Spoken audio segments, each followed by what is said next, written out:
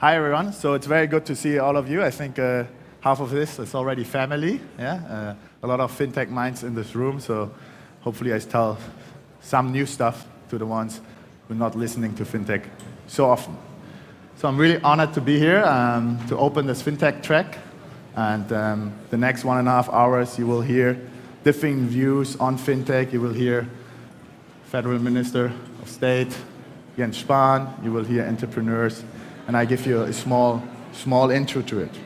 So our claim is Reshaping Finance. And what it means is that we all believe that we need to work together in changing like banking and insurance is today. And it's not so much about disrupting the industry just by some startup. Everyone needs to come together. It's the corporates, it's the startups, it's also the politics to make banking in a way great. Because when you see what happened to payment, and payment is definitely one of the fields where banking got disrupted earliest, then as a German, I have to say we lost that. We lost that to the Chinese, we lost it to the Americans. I just heard that 20% of all sales at the airport are already done by Alipay. Okay, it's limited to the Chinese, but you know that 150 million of them are traveling Europe each year. That's double the size of Germany. And I think that shouldn't happen in other fields. It shouldn't happen in stuff like wealth management, credit, because I totally believe that finance is global. However, like we as German or as European treat money, how we treat our finance, is something which also should stay in our field, in our power, and also the revenues should ideally stay with us. Sometimes we hear if fintech is a hype. So first of all, I think we need to define what fintech really means.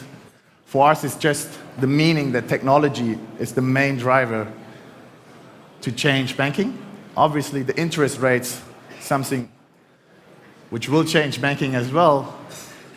But the answer to get the best out of it is for sure technology. So for us, it's not a hype because it's just meaning that technology is changing. Finance is not meaning that there are some cool kids from Berlin or other startup hubs who try to solve that huge industry. And yes, there are challenges, and they are not challenges only from the startup scene. There are challenges from those large tech companies. I already mentioned Alibaba. If you see that Apple and Google are jumping in payment, Amazon payment is big. And they're fintechs which you might not call fintech because they're already 15 years old, but if you look at PayPal, they would consider themselves as a fintech. Because what they do, they have technology in the core and then they do finance. So definitely the revenue pools of bankings today will decrease.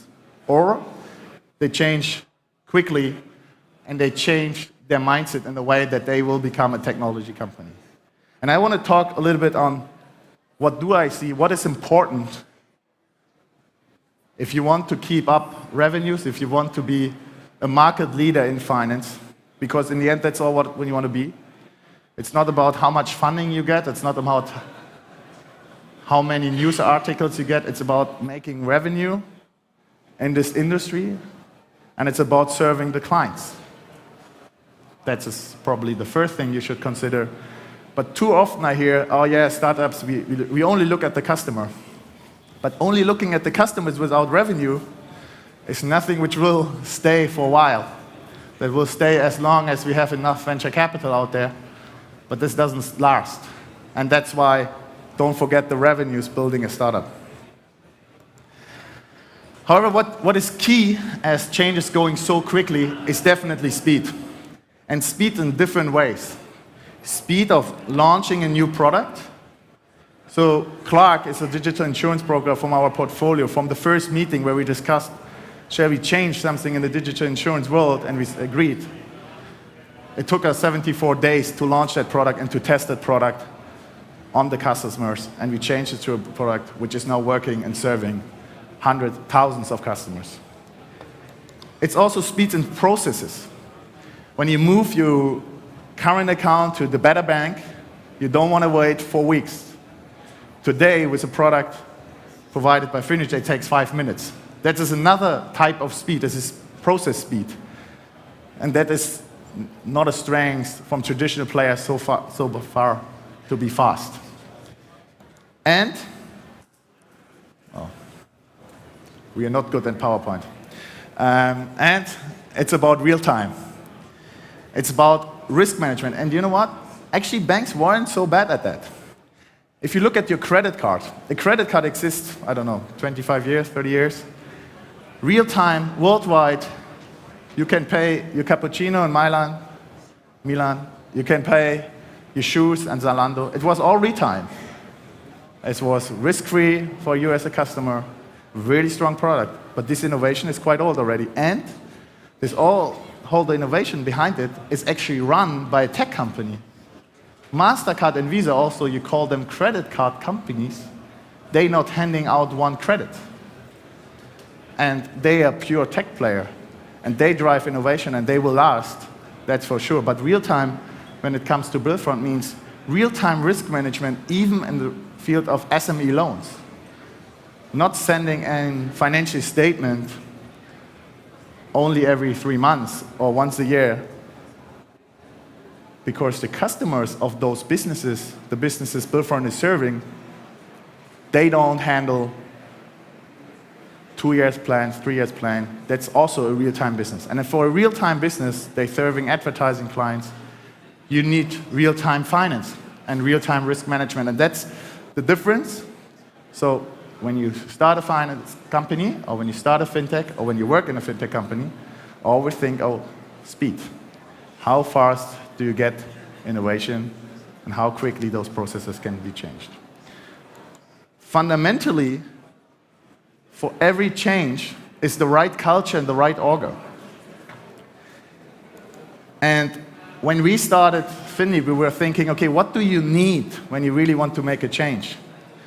And what's for sure is you want to have the mindset for changing. You want to have an entrepreneurial mindset, an execution-driven mindset to change something, because change is painful. We're having now 10 companies in the portfolio working with 300 people for 30 different nations, ranging from a 19-year-old student to a 55-year-old former banking CEO. There's a lot of change happening. It's not always easy, but this change you only can solve when you have the right mindset to execute towards your goal. Plus, and that's totally different, I find, to other startup fields before, you need industry expertise, because this industry is so complex. And obviously, you need to have the technology baseline, and don't build only marketing and front-end solutions. No, you need to have technology baseline. But the right culture, the right order, you only can do with the right people. And to give just one example from our team, we have here, this is the CEO of Clark. We have exactly the mix. Christopher used to be a founder of Vimdo.